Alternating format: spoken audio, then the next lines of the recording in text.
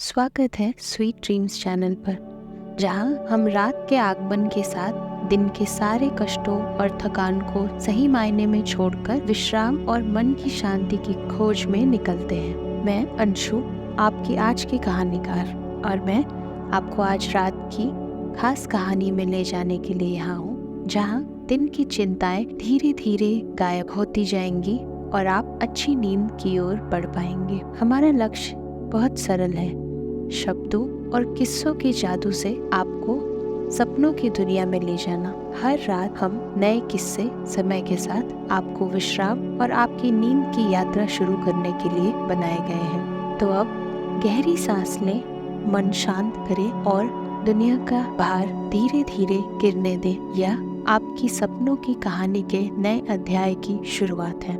आज रात हमारे पास आपके लिए वास्तव में विशेष कहानी है, तो अपनी आंख बंद करें और यात्रा शुरू होने दें। पूर्व काल में श्री विष्णु अपनी पत्नी श्री लक्ष्मी जी के साथ शेष शैया पर शयन कर रहे थे। तब एक बार ब्रह्मा जी वहां पहुंचे और विष्णु जी को पुत्र कहकर पुकारने लगे। पुत्र उठो, मैं तुम्हारा ईश्वर तुम्हारे सामने खड़ा हूँ। यह सुनकर विष्णु जी को क्रोध आ गया, फिर भी वह शांत रहते हुए बोले, पुत्र तुम्हारा कल्याण हो, कहो अपने पिता के पास कैसे आना हुआ। यह सुनकर ब्रह्मा जी कहने लगे, मैं तुम्हारा रक्षक हूँ, सारे जगत का पितामह हूँ, सारा जगत मुझ में निवास करता है। तू भी मेरी नाभि कमल से प्रकट होकर मुझसे ऐसी बातें कर रहा है। इस प्रकार दोनों में विवाद होने लगा। तब वे दोनों अपने को प्रभु कहते कहते एक दूसरे का वध करने को तैयार हो गए। हंस और गरुड़ पर बैठे दोनों परस्पर युद्ध करने लगे। ब्रह्मा जी के वक्ष स्थल में विष्णु जी ने अनेकों अस्त्र का प्रहार करके उन्हें व्याकुल कर दिया। इससे कुपित होकर ब्रह्मा जी ने भी पलटकर भयानक प्रहार किए। उनके पारस्परिक आघातों से देवताओं में हलचल मच गई। वे घबराए और त्रिशूलधारी भगवान शिव के पास गए और उन्हें सारी व्यथा सुनाई। भगवान शिव अपनी सभा में उमा देवी सहित सिंहासन पर विराजमान थे और मंद मंद मुस्कुरा रहे थे। महादेव जी बोले, पुत्रों, मैं जानता हूँ कि तुम ब्रह्मा और विष्णु के परस्पर युद्ध से बहुत दुखी हो। तुम डरो मत, मैं अपने गणों के साथ तुम्हारे साथ चलता हूँ। तब भगवान शिव अपनी नंदी पर आरूढ़ हो देवताओं सहित युद्ध स्थल की ओर चल दिए।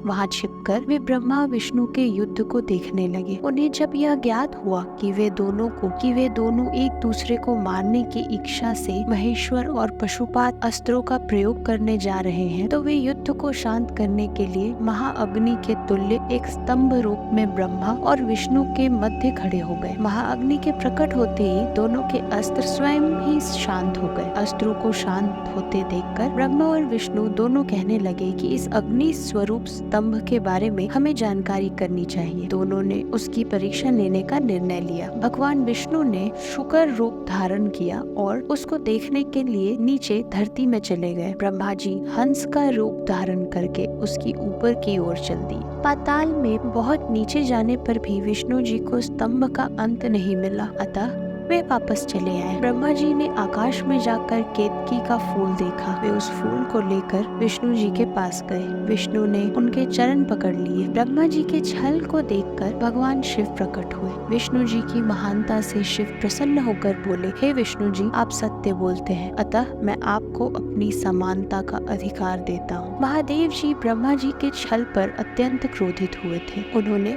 अपने तीसरी आंख से भैरव को प्रकट किया और उन्हें आज्ञा दी कि वह तलवार से ब्रह्मा जी को दंड दे। आज्ञा पाते ही भैरव ने ब्रह्मा जी के बाल पकड़ लिए और उनका 5वां सिर काट दिया। ब्रह्मा जी डर के मारे कांपने लगे।